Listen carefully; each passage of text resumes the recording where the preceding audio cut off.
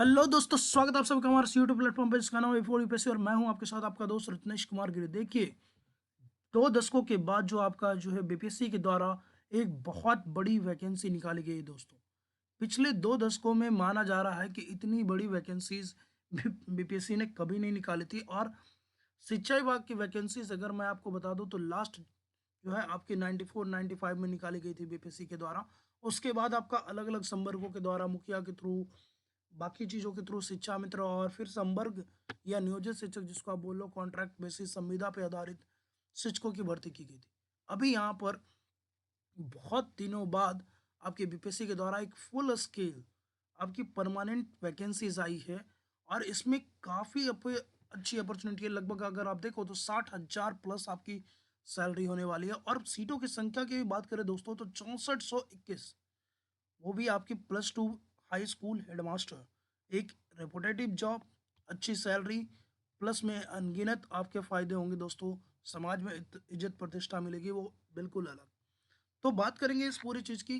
उम्मीद है सेशन अच्छा लगेगा तो दबा करके लाइक शेयर सब्सक्राइब जरूर कीजिएगा, ताकि हम भी आपके लिए ऐसी चीज़ों को लेकर के आ सकें। तो सबसे पहले शुरुआत करेंगे गांधी जी के एक वाक्य के द्वारा।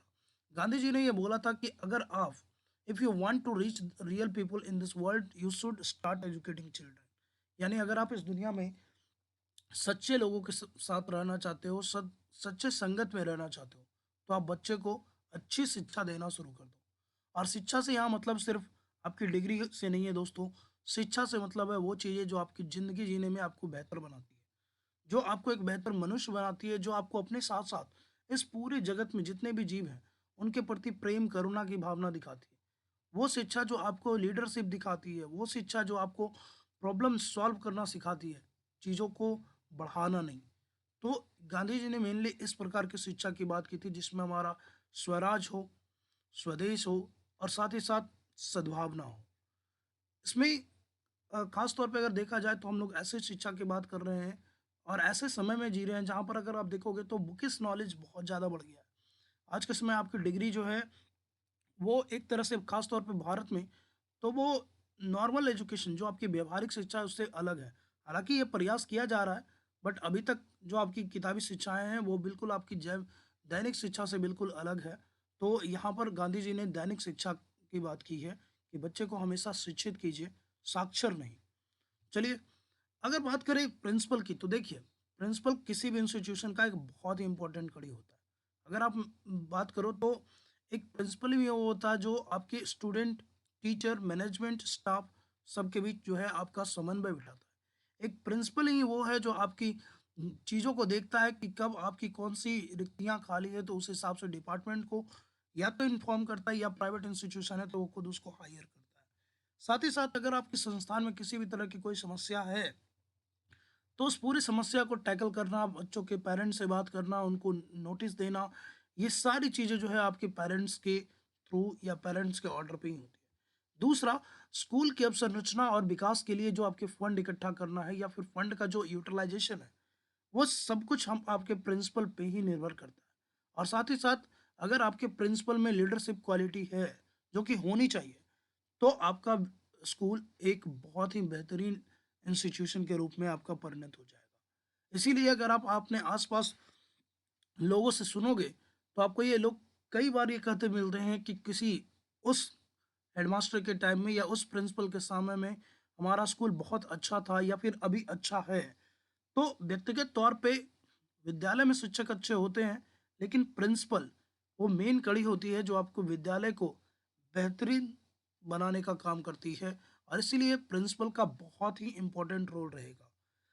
फिर देखिए, आपके अली ब्रॉड की एक स्टेटमेंट है, कोटेशन है, वही चीज़ें ये भी बोल रहे हैं कि आपके पास कितने भी महान शिक्षक हों, कितने भी अच्छे गुण वाले शिक्षक हों, अगर आपके पास अच्छे प्रिंसिपल नहीं है जो आपको लीडरशिप दिखा सके, जो मोटिवेट कर सके, जो प्रॉब्लम सॉल्विंग जिनके पास एबिलिटी हो, तो आपके पास अच्छे स्कूल कभी नहीं हो सकते। यानी एक अच्छे शिक्षक को तो आवश्यकता होगी ही, लेकिन सबसे इम्पोर्टेंट जो उस स्कूल को स्कूल बनाने के लिए होगा, अच्छे स्कूल बनाने के लिए, वो होगा आपके एक अच्छे प्रिंसिपल, जिसके पास ये सारी खूबियाँ हों, जिसके पास पेशेंस हो, केयरिंग हो, क्रिएटिव हो, एंगेजिंग हो, डेडिकेटेड हो, इंस्पायरिंग होगा, हेल्पफुल होगा, मोटिवेटिंग होगा और साथ ही साथ नॉलेजेबल भी होना चाहिए। अगर ये सारे गुण प्रिंसिपल के अंदर होने चाहिए दोस्तों, तभी आप अपने संस्थान को बढ़ा सकते हो। क्योंकि एक चीज़ हमेशा याद रखिएगा कि कहा जाता है कि इंसान मरता है, उसका नाम और उसका यश नहीं मरता। तो अगर आप अच्छे कर्म करोगे, अगर आप अपने संस्थान के लिए कुछ अच्छा करोगे, तो उस क्षेत्र में आप हमेशा अमर हो जाते हो दोस्तों। ये आप अपने आस-पास के स्कूलों से देख सकते हो कि अगर वहाँ पर कोई प्रिंसिपल ऐसे रहे होंगे, जिन्होंने बहुत अच्छा काम किया है, तो हमेशा आज भी लोग उनको याद करते हैं। तो ये चीज़ें हमेशा याद रखिएगा कि आपका यश ही आपका कर्म है। यश ही आपकी कमाई है दोस्तों, तो इसको बिल्कुल ईमानदारी पूर्वक निर्वहन कीजिएगा। अब आ जाते हैं वैकेंसी पे। तो देखिए, बहुत दिनों बाद निकला है, ये तो मैंने आपको बता ही दिया। कुल जो पदों की संख्या है, विज्ञापन संख्या देखिए तो आपका 2/2022, उसके बाद कुल पदों की संख्या देखें तो 6,421 पद हैं, जो जिसमें एक खास तौर पे आप चीज़ें देखिएगा तो बिहार राज्य के निवासी के लिए दोस्तों। देखिए, रेसिडेंट और डोमिसाइल, ये दोनों चीज़ों में अंतर होता है। यानी आप अगर निवास कर रहे हैं और निवासी में अंतर होता है। जैसे मान के चलो, मैं एक एग्ज़ाम्पल दे रहा हूँ कि मैं यहाँ से चला जाऊँ आपका दिल्ली। मैं वहाँ कुछ पिछले 5-6 महीने से रह रहा हूँ, तो मैं वहाँ का अस्थायी निवासी ज़रूर हूँ। रेसिडेंट हूँ, वहाँ पर रहने वाला हूँ, लिवेबल पर्सन हूँ, ठीक है? तो मैं वहाँ पर आपकी इन चीज़ों के इपिक वगैरह जो है, बाकी चीज़ों को अप्लाई कर सकता हूँ। लेकिन डोमिसाइल अलग होता है दोस्तों। डोमिसाइल तब होता है जब आप वहाँ के अस्थायी निवासी बन जाते हो। जब आप ये घोषणा करते हो कि हमारे पास सिर्फ़ और सिर्फ़ इसी राज्य का डोमिसाइल है। तो ये चीज़ें ध्यान रखिएगा कि डोमिसाइल का मतलब होता है कि जब आप वहाँ के स्थायी निवासी बनते हो। जब आप वहाँ मान लो परमानेंट रह रहे हो, तो ये चीज़ें आपको स्थायी निवासी बनाती हैं। तो ये जो पोस्ट होगा, ये आपका बिहार राज्य के स्थायी निवासियों के लिए होगा। साथ ही साथ यहाँ पर देखिए तो सुयोग्य भारतीय नागरिक की भी बात हो रही है। यानी इसमें आपके दूसरे स्टेट वाले भी हो सके तो अप्लाई कर सकते हैं, बट उनके लिए ये चीज़ें आपका रिजर्वेशन वगैरह में कुछ जो है पाबंदियाँ होंगी। अब थोड़ी-सी जल्दी से सीटों की बात कर लें, तो यहाँ पर अगर आप देखो, तो सीटों की संख्या में जैसे ही आप देखोगे तो यहाँ पर जो अनारक्षित वर्ग है, अनारक्षित वर्ग में आपको टोटल सीटों की संख्या जो मिलेगी वो आपकी 2571 है। 2500 से ज़्यादा आपको सीट है दोस्तों। तो प्रिंसिपल के लिए और प्रिंसिपल पोस्ट बहुत ही ज़्यादा सीटें हैं। और एक चीज़ मैं आपको बताना चाहूँगा जिस पे मैं थोड़ा बाद में डिस्कशन करूँगा कि मुझे नहीं लगता कि ये पूरे के पूरे जो आपके पोस्ट हैं ये भी भर पाएँगे। मैं ऐसा क्यों बोल रहा हूँ, ये आप इसकी क्राइटेरिया से समझ पाइएगा, ठीक है? तो यहाँ पर टोटल 2571 सीटें हैं।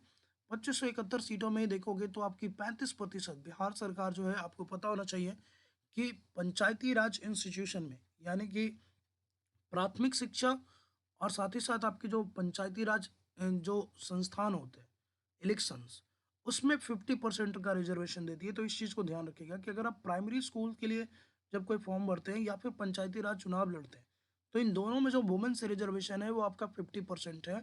बाकी जितने भी आपके अ, विधानसभा के इलेक्शन हो गए या बाकी जो चीज़ें हो गई, या जितने भी और प्रकार की आपकी नौकरियां, उसमें 35% जो है आपका क्षैतिज आरक्षण देखने को मिलेगा। यानी उस कैटेगरी से 35% सीटें महिलाओं के लिए रिजर्व होंगी। टोटल सीटें यहाँ देखिए तो वुमेन्स की है आपका 2571, जिसमें 903 आपकी महिलाओं के लिए है। फिर आपका ईडब्ल्यूएस जो 103वां संविधान संशोधन के द्वारा जो 10% का आपका आर्थिक रूप से पिछड़े वर्ग को जो आरक्षण दिया गया है, तो उस हिसाब से टोटल जो ईडब्ल्यूएस सीटें हैं वो आपकी 639 हैं, जिसमें आपको 189 सीटें जो है ये महिलाओं के लिए आपकी रिजर्व की गई हैं। फिर एससी कैटेगरी की जो हैं, वहाँ पर आपके टोटल 1027 जो है पोस्ट देखने को मिलेंगे, और ये 1027 पोस्ट में अगर बात करो तो 385 पोस्ट ऐसे होंगे जो आपकी महिलाओं के लिए आरक्षित है। उसी ढंग से देखिए तो आपकी अनुसूचित जनजाति, बिहार में वैसे भी अनुसूचित जनजातियों की संख्या बहुत ही कम है। आपका ये पश्चिम चंपारण वाले क्षेत्रों में थोड़ा बहुत देखने को मिल जाएगा। तो यहाँ पर टोटल जो एसटी सीट्स हैं, शेड्यूल्ड ट्राइबल, आज के समय कुछ और जातियों को शेड्यूल्ड ट्राइब में डाला गया है दोस्तों, मांझी वगैरह और भी कुछ कास्ट हो सकते हैं। तो ऐसे कुल सीटों की संख्या 66 है, उसमें 20 जो है आपकी महिलाओं के लिए आरक्षित है। अत्यंत पिछड़ा वर्ग, ईबीसी, एक्सट्रीम बैकवर्ड क्लास जिसको बोलते हो, तो यहाँ पर वो आपका 1157 उसकी कुल सीटें हैं, जिसमें 426 आपकी महिलाओं के लिए। पिछड़ा वर्ग ओबीसी की 769 सीटें, जिसमें 256 आपकी महिलाओं के लिए। लेकिन यहाँ पर आप ध्यान से देखना तो एक ओबीसी में आपका आरक्षण तो है ही, साथ ही साथ आपका 192 सीट आपको अलग से भी महिलाओं को दी गई है पिछड़े वर्ग की। इसका कारण क्या रहा है कि बहुत सारे ऐसे आपके स्कूल्स होंगे प्लस 2, या फिर आपके हायर सेकेंडरी, या फिर मान लो कि कोई high school plus with plus 2 होगा, जो स्पेशली फॉर गर्ल्स होगा। तो जब आपका इस तरह का कोई इंस्टीट्यूशन होता है जो सिर्फ़ और सिर्फ़ आपकी महिलाओं के लिए होता है, तो उसमें उनके लिए अलग से रिक्तियाँ निकाली जाती हैं। दूसरा, बहुत सारे आपके एकलव्य स्कूल होंगे, बहुत सारे आपको जो है कस्तूरबा विद्यालय देखने को मिल जाएँगे। तो ऐसे स्कूलों के लिए जो आपकी 192 सीट्स जो हैं वो आपकी अलग से अलॉट की गई हैं। तो जो महिलाएँ हैं इस कैटेगरी की, वो आपका इस पे भी फाइट कर सकती हैं, साथ ही साथ जनरल पे। एक और धारणा आमतौर पे बड़ी है दोस्तों कि लोग ऐसा मानते हैं कि आप अगर रिज़र्वेशन का फ़ायदा उठा रहे हो तो आप जनरल कैटेगरी में फाइट नहीं कर सकते। ये बहुत ही बड़ा भ्रम है। अगर आप जनरल कैटेगरी के रिमार्क्स को, उसके कट ऑफ को पार करते हो तो आप उसको फाइट कर सकते हो। फिर आपके जो स्वतंत्रता सेनानी हैं उनके नाती-पोतों के लिए यहाँ पर 2% का आरक्षण है, जो कुल 128 सीटें हैं। जो आपकी 4% आरक्षण है, ये आपके दिव्यांगजनों को है। दृष्टिबाधित के लिए आप देखिए 67, मूक के लिए 65, अस्थि यानी जो हड्डी से विकलांग हैं उनके लिए 63, मनोविकार या और भी उनके अगर बहुत दिव्यांगता है तो वो फिर आपकी 62 सीटें हैं। फिर इसके आधार पे फिर ये बोला जा रहा है कि रोस्टर बनेगा, बाकी चीज़ होंगी, संख्याएँ घट-बढ़ सकती है, लेकिन मेरा ऐसा मानना है कि ये बढ़ेगी ही, घटने वाली नहीं है। वेतनमान की बात करें तो देखिए ये 35,000 आपकी सरकार बोल रही है, साथ ही साथ आपको टाइम टू टाइम आपका भत्ता देगी। तो एक मैंने एक सैंपल यहाँ पर देखने की कोशिश की है कि देखिए, अभी के समय में सरकार ये बोल रही है कि 35,000 हम आपको बेसिक देंगे। साथ में अगर करंट रेट पे बात करें तो अभी आपका 31% आपका डियरनेस अलाउंस है। फिर आपके हाउस रेंट अलाउंस होते हैं 4, 8, 12% ऐसे करके, जो आपके न रेंट कर सकते हो, प्लस में आपका 1,000 का मेडिकल होता है। तो अगर एवरेज बात करें एक एग्ज़ाम्पल के तौर पे, तो अभी ही मैं जोड़ रहा हूँ कि आपका 8% पे लगभग आपका 50,000 पहुँच रहा है। जबकि इसमें मेरा ऐसा मानना है कि ये आपकी और बढ़ेगी, क्योंकि अभी इसमें 15% और बाकी अगर और चीज़ें जुड़ती है, या फिर अभी डीए फिर से बढ़ाया गया है। तो इन चीज़ों को अगर फिर से सरकार बढ़ाती है, या फिर अगर यहाँ पर देखोगे तो ये मेरा मानना है कि आपका 60 के आसपास या 60 प्लस जाएगा। तो इस चीज़ के लिए आप बेफ़िक्र रहिए।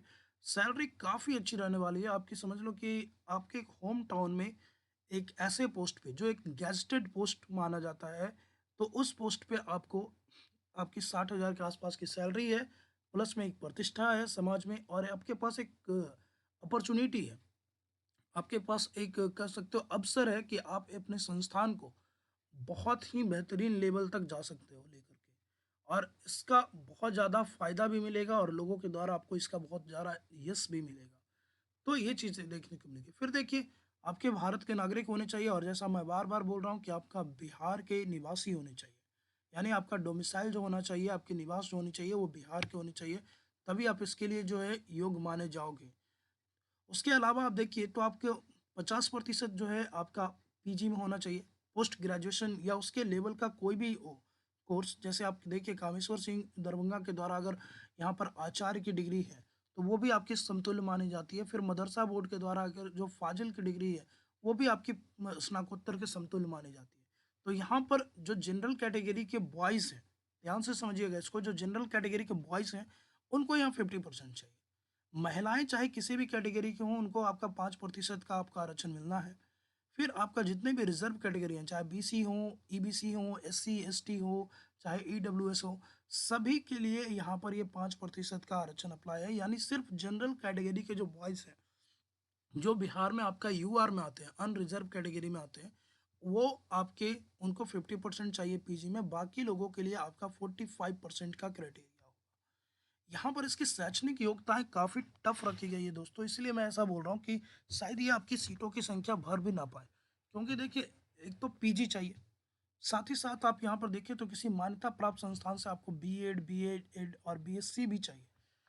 यानी आप जो आपका 2 साल का कोर्स किए हो बीएड, फिर आपका जो 1 साल का पहले कोर्स होता था बीएड, उसके बाद फिर अगर आपने स्पेशल बीएड किया है, या फिर अभी के समय में जो इंटीग्रेटेड हो रहा है कि आप बीएससी बीएड एक साथ कर लो, तो इस तरह की अगर डिग्री है आपके पास तो वो आपके लिए चाहिए। उसके बाद जो सबसे बड़ा टैकल पॉइंट मुझे लगता है कि वो है आपका 2012 या उसके बाद जो शिक्षक पात्रता परीक्षा हुई है, उसमें उत्तीर्ण होना चाहिए। अब यहाँ पर देखिए, आयोग ने 2 चीज़ें स्पष्ट नहीं की है। सबसे पहला कि ये जो आपका शिक्षक पात्रता परीक्षा है, ये आपकी 2011 में भी हुई थी, लेकिन यहाँ पर जो आयोग बोल रहा है कि आपका 2012 या उसके बाद का चाहिए। तो 2012 और उसके बाद आपकी 2 ही बार आपकी, जहाँ तक मुझे पता है कि हायर लेवल की एग्ज़ामिनेशन हुई है। एक आपकी 2017 में हुई थी और दूसरा आपका 2020 में हुआ था। तो आपको इन दोनों में से किसी एक में जो है आपकी शिक्षक पात्रता परीक्षा बीटेट स्टेट पास होनी चाहिए। ये चीज़ें आपका इसका क्वालिफ़िकेशन है, जो काफ़ी टफ रखा गया है। अगर बात करें अनुभव की, तो अनुभव भी आपको चाहिए होगा। अनुभव में देखिए, अगर आप सरकारी विद्यालय में हैं, राज्य सरकार के अंतर्गत हैं, तो आपको 2 तरह की कैटेगरी देखने को मिलेगी। अगर आप राज्य सरकार के निकायों के अंतर्गत 9-10 के टीचर हैं, माध्यमिक शिक्षक हैं, तो आपको कम से कम 10 साल की सेवा चाहिए। और अगर आप उच्च माध्यमिक लेवल के शिक्षक हैं, यानी अगर आप प्लस 2 में ऑलरेडी पढ़ा रहे हैं, प्लस 2 के शिक्षक हैं, तो आपको कम से कम 8 साल की चाहिए। अगर आप सरकार के अंडरटेकिंग में हैं, तो ये ध्यान रखिएगा।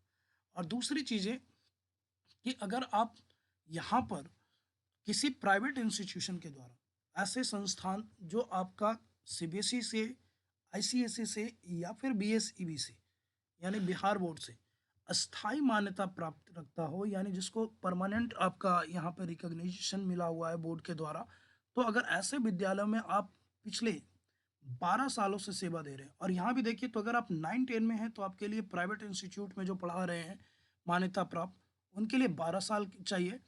और बाद में अगर आप देखोगे यहाँ पे, तो वैसे इंस्टीट्यूट में जो प्राइवेट इंस्टीट्यूशन है, वहाँ पर आपको, अगर आप प्लस 2 में पढ़ा रहे हो प्राइवेट में, तो आपको 10 साल चाहिए। तो प्राइवेट में 2 कैटेगरी आपको देखने को मिलेगी।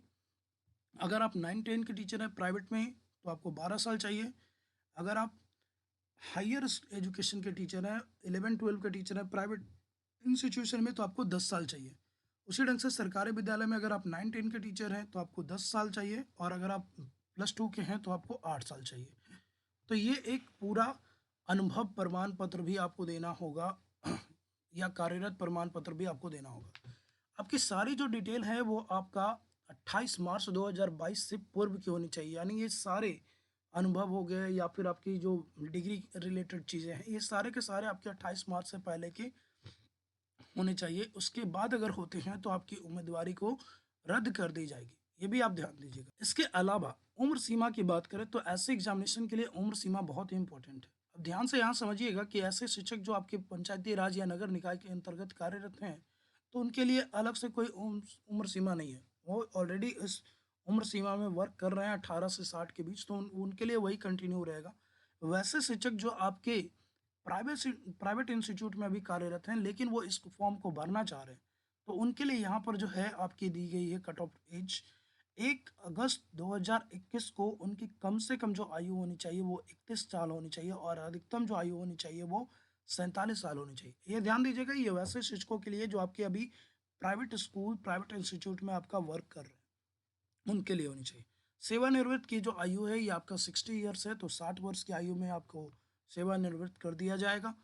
फिर वैसे आपके सेवक, सरकारी सेवक जो आपके बिहार सरकार के दूसरे आपके किसी भी विभाग में कार्यरत हैं, और जिन्होंने 3 साल की सेवा, जो प्रोबेशन पीरियड कहते हैं जिसको हम लोग, 36 महीनों की निरंतर आपकी सेवा उन्होंने पूरी कर ली है, तो वो आपकी 5 साल की छूट के हकदार होंगे। यानी 5 साल का छूट जो है वो क्लेम कर सकते हैं। जैसे मान लो कि अगर कोई बिहार पुलिस में है, और अभी वो सारे क्राइटेरिया को, एजुकेशन क्राइटेरिया को फॉलो करता है, तो उस परिस्थिति में, और उनके पास ऐसे अनुभव पहले रह चुके हैं पढ़ाने के, तो उस स्थिति में वो जो है आपका ये 5 साल का छूट जो है वो क्लेम कर पाएंगे। तो ये भी आपको समझने की आवश्यकता होगी। ठीक है। इसके अलावा फिर अगर आप किसी जॉब में हैं, तो आपको इसके लिए या ऐसे आयु सीमा में छूट के लिए आपको जो आपके जो सक्षम पदाधिकारी हैं, उनसे आपको एनओसी या प्रमाण पत्र, सॉरी, सर्टिफिकेट आपको यहाँ पर निर्गत करवाना होगा। फिर देखिए, तो आपको दिव्यांगता की जो छूट है वो भी आपको दी जाएगी। फिर एस एक्स सर्विसमैन जो है, जो आपके आर्मी पर्सनल होते हैं, नेवी पर्सनल है, एयरफोर्स वाले हैं, यानी मिलिट्री में जो है, और साथ ही साथ इसमें प्रतिरक्षा सेवाओं की भी बात की गई है दोस्तों। तो जो प्रतिरक्षा सेवाओं में भी है, यानी आपकी सेंट्रल आर्म पुलिस फोर्स में भी है, या फिर इसमें शायद आपके बिहार की जो बीएमपी वगैरह है में भी, उसको भी यहाँ पर शामिल किया किया जा सकता है। तो ऐसे स्थिति में आपको यहाँ पर उनको भी छूट दी जाएगी, बशर्ते उनकी जो उम्र है वो 53 वर्ष से अधिक नहीं होनी चाहिए। तो ये चीज़ें आपको थोड़ा-सा समझना होगा।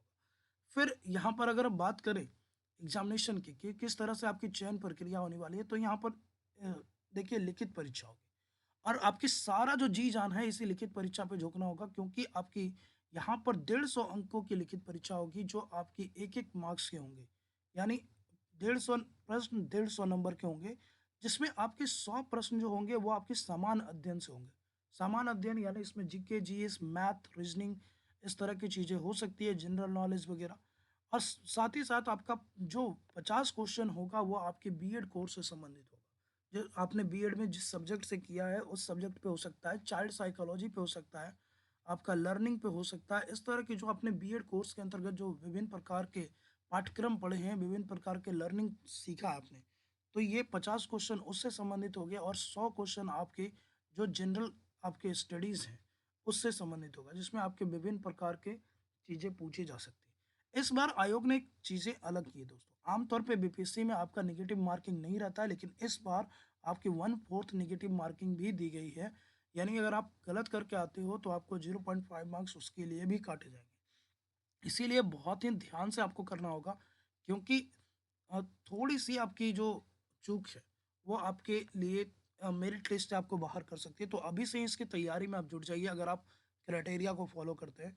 फिर देखिए यहाँ पर एग्ज़ामिनेशन 2 घंटे की होगी। फिर आपको कितना चाहिए? तो मिनिमम आपके लिए चाहिए जो आपका कट ऑफ मार्क्स है वो जनरल कैटेगरी में जितने भी आपके बॉयज़ शामिल हैं, उनके लिए 40% चाहिए। साथ ही साथ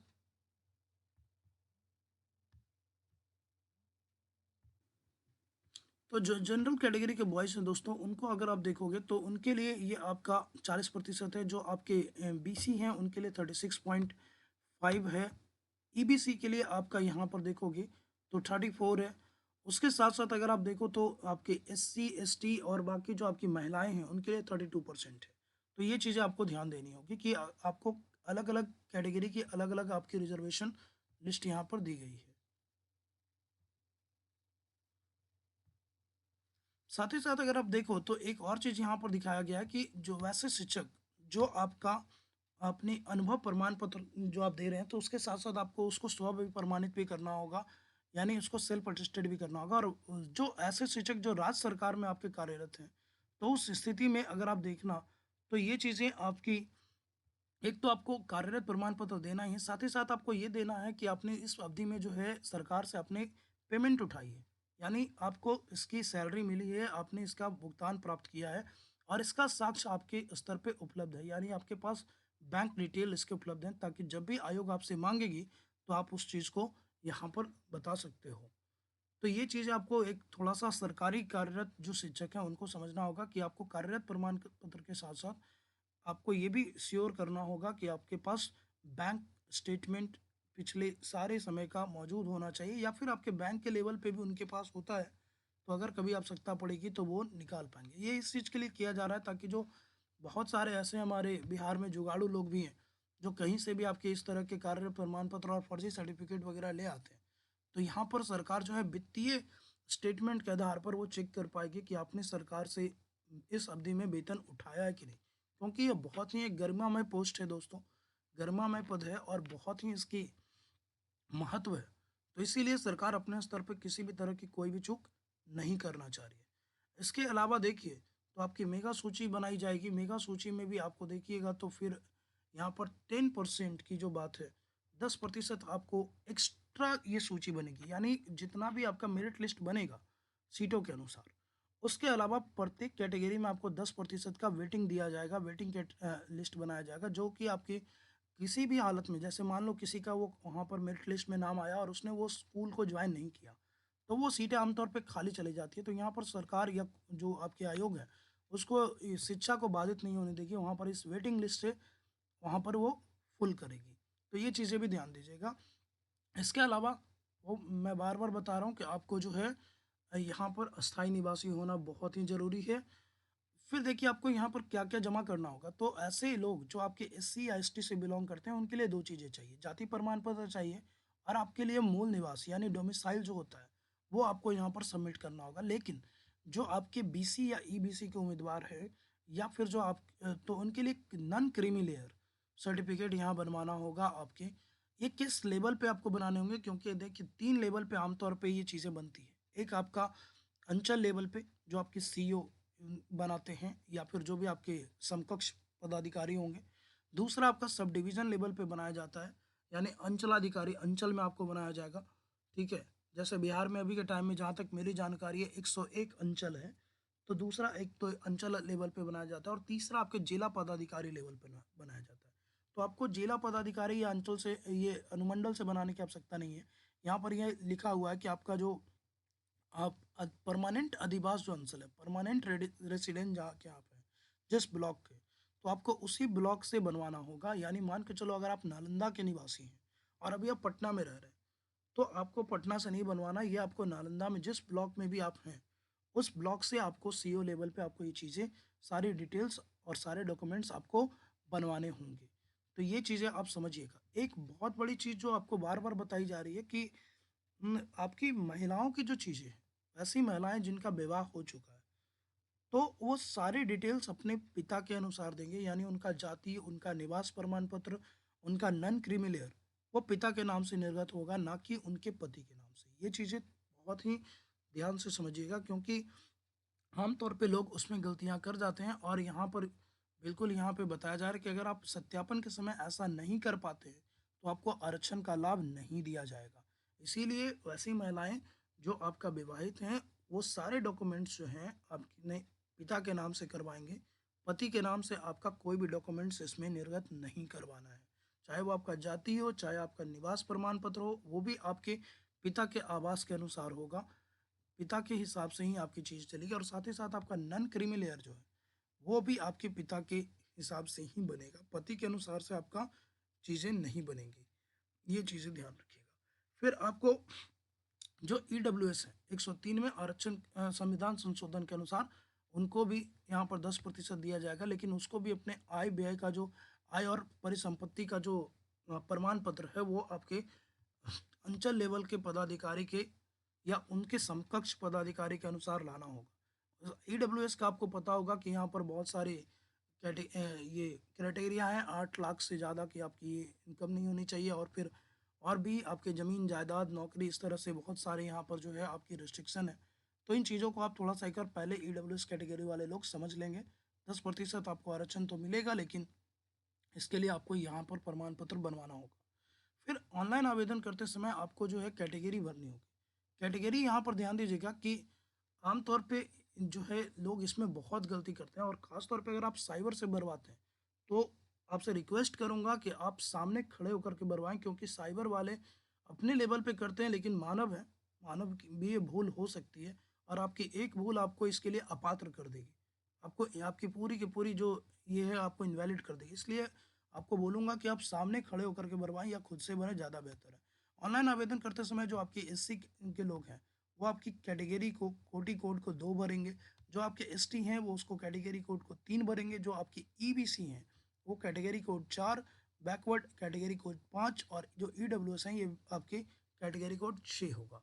तो यहाँ पर आप अपनी-अपनी कैटेगरी को अगर आप आरक्षण का लाभ उठाना चाहते हैं, तो ये कैटेगरी कोड आप ध्यान से समझिएगा और महिलाएँ भी जो है इसी आधार पर आपका चलेगा, उनके लिए कोई अलग आपकी कैटेगरी कोड नहीं है। वो अपने जाति के अनुसार, अपने आरक्षण के अनुसार यहाँ पे कैटेगरी कोड भर सकते हैं। जहाँ तक अनरिज़र्व कैटेगरी की बात है, तो वहाँ पर अभी क्लियर नहीं किया गया है कि उनकी कैटेगरी कोड 01 होगी या फिर 06 होगी, तो उसको आप वहाँ पर आपको दिया जाएगा। लेकिन ये आमतौर पे आरक्षण की बात है, तो आरक्षण कोड के लिए आपको ये चीज़ें ध्यान से समझनी होगी। फिर जो हम लोगों ने पहले ही बताया कि आपका जो है अ, ये देखिए, तो अस्थायी या फिर बाकी चीज़ें दिव्यांगता वगैरह जो है आपका वो 40% से ऊपर रहेगा, तो फिर आपको लिपिक यानी स्क्राइब उपलब्ध कराया जाएगा। 2% आपके वो स्वतंत्रता सेनानी के जो नाती-पोते हैं, उनको दिया जाएगा। फिर यहाँ पर एक सूची मैंने दी है दोस्तों, ये अभी तो आपको ज़रूरत नहीं पड़ेगी, लेकिन जब आपका डॉक्यूमेंट वेरिफ़िकेशन होगा तो आपको इन चीज़ों की आवश्यकता पड़ेगी। इसलिए ये चीज़ें आप जो है रेडी रखिएगा। एक तो मैट्रिक का आपका मार्कशीट और मैट्रिक का सर्टिफ़िकेट, दूसरा आपका पीजी का मार्कशीट और पीजी का सर्टिफ़िकेट, साथ ही साथ आपके जो सक्षम पदाधिकारी हैं उनके द्वारा जो कार्यरत या अनुभव प्रमाण पत्र बनाया है। फिर आप अपने कैटेगरी के अनुसार अगर आप ईबीसी हैं या बीसी हैं तो नॉन क्रीमी लेयर, फिर अगर आप अनुसूचित जाति जनजाति हैं तो डोमिसाइल और इस तरह से आप जो जो भी आप फ़ायदा उठाना चाहते हैं वो सारी चीज़ें होंगी। साथ ही साथ अगर आप कार्यरत हैं किसी संस्थान में जो सेंट्रल में हो या स्टेट में हो या किसी भी पब्लिक अंडरटेकिंग में हो, तो आप जो है आपको एनओसी भी देना होगा, नॉन ऑब्जेक्शन सर्टिफिकेट भी आपको, अनापत्ति प्रमाण पत्र भी अपने पास बनवा करके रखना होगा, ताकि डॉक्यूमेंट वेरिफ़िकेशन किसमें ज़रूरत चाहिए। पहचान पत्र चाहिए और 4 जो है आपके लेटेस्ट फ़ोटो चाहिए जो आपके हाल-फिलहाल के हों और रंगीन हों। बैकग्राउंड इनका प्लेन होना चाहिए। साथ ही साथ यहाँ पर बोला जा रहा है कि जो आपकी फॉर्म है, वो फॉर्म भी आप प्रिंट करके रखेंगे, ताकि जो आपको माँगा जाएगा उस समय, और जो आपके एडमिट कार्ड हैं, वो भी आप जो है बिल्कुल सँभाल कर करके, मैं तो कहूँगा इसको बिल्कुल हो सके तो एडमिट कार्ड को 4-5 कॉपियाँ और करवा लीजिएगा, क्योंकि आपकी नौकरी के बाद भी समय-समय पे इसकी डिमांड की जाती रहती है। उसके बाद पैसे की बात करें तो यहाँ पर आपकी ईबीसी और जो ओबीसी हैं, ईबीसी, ओबीसी और आपके जो जनरल कैटेगरी के बॉयज़ हैं, उनके लिए 750 है। जो बिहार के एससी, एसटी और महिलाएँ हैं, उनके लिए आपके यहाँ पर 200 है। जो दिव्यांग कैटेगरी के हैं, उनके लिए भी 200 है। तो महिलाएँ चाहे किसी भी कैटेगरी की हों, उनके लिए यहाँ पर जो शुल्क है वो 200 रहेगा। आपकी एससी, एसटी के लिए शुल्क 200 रहेगा, दिव्यांग के लिए शुल्क 200 रहेगा। लेकिन आपके ओबीसी, ईबीसी और फिर जो जनरल कैटेगरी के बॉयज़ हैं, उनके लिए यहाँ पर जो है 750 जो है आपका शुल्क दिया जाएगा।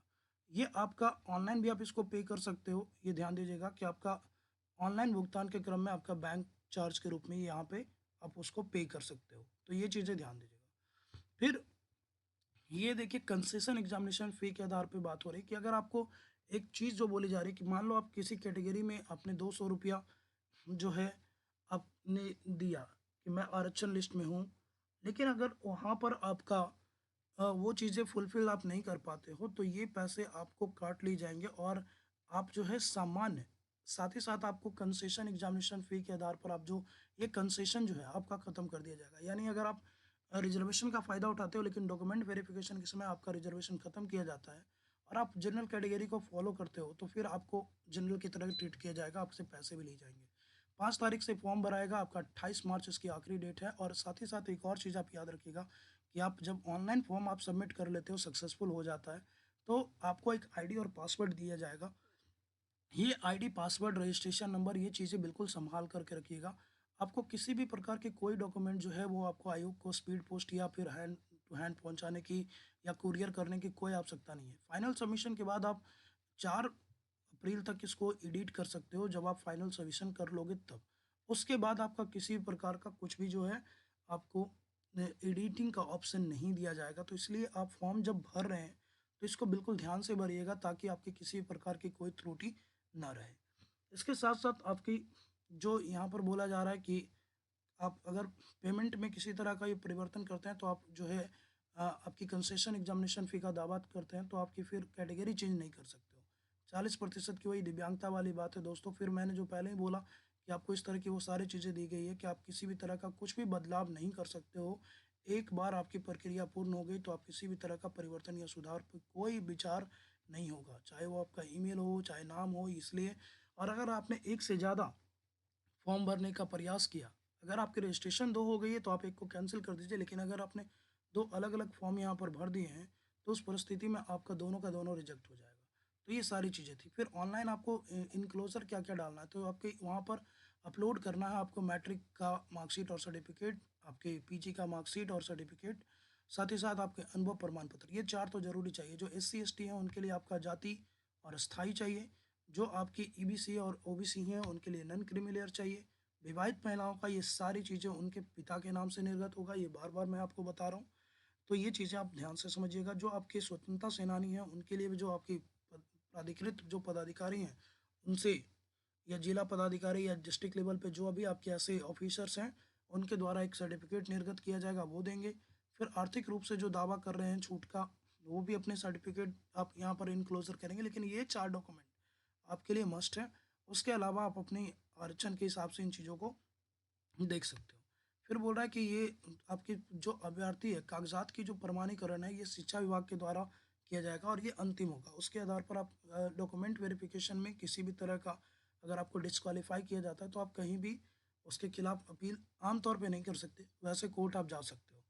फिर यहाँ पर यही चीज़ें बताई जा रही है। तो बस यही आपका इसमें था दोस्तों। उम्मीद है आपको ये बहुत ही हेल्पफुल लगा होगा। अगर हेल्पफुल लगे तो आप थोड़ा सा चैनल को शेयर कीजिए, सपोर्ट कीजिए, सब्सक्राइब कीजिए। Thank you so much. जय हिंद।